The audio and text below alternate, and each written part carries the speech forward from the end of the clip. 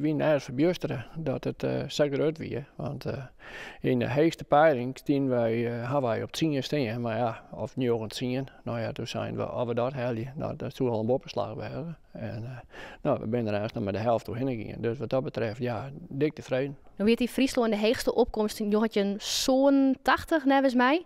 Aantal mensen met stem gingen weer.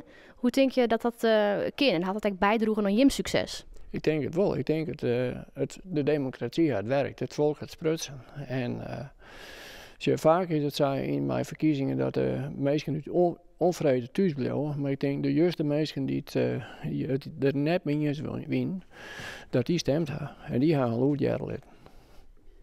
Dan ga je een fitje zitten, zal het nou lieken in elk geval. Dus is de politiek, je kan net meer om je heen. Hij moet nooit achter hoe je hem gaat, werk je gaan? Nou, we staan in principe open voor alle partijen. We sluiten het in uit.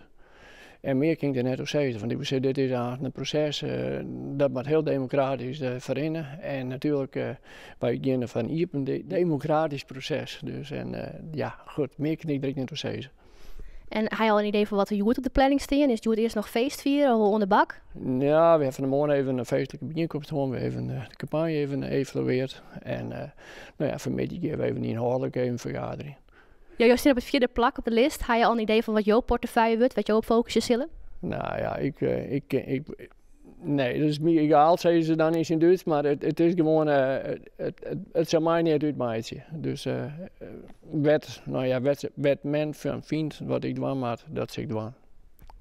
En heel soort provincies goed treden van de stem op je partij, de BBB.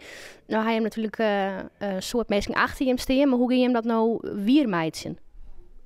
Nou, in ieder geval, wij hadden bepaalde standpunten en daar gaan we voor. En natuurlijk, in een coalitie mag het maar ook doen. Dus ja, en daar is dat informatieproces voor. En daar kan je wezen, anders niks zo zeggen. Dat is gewoon, ja, dat zal aan uit die onderhandeling komen. En natuurlijk, dan moeten we ervoor gaan.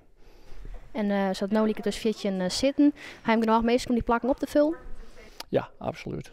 Dat is geen enkel punt.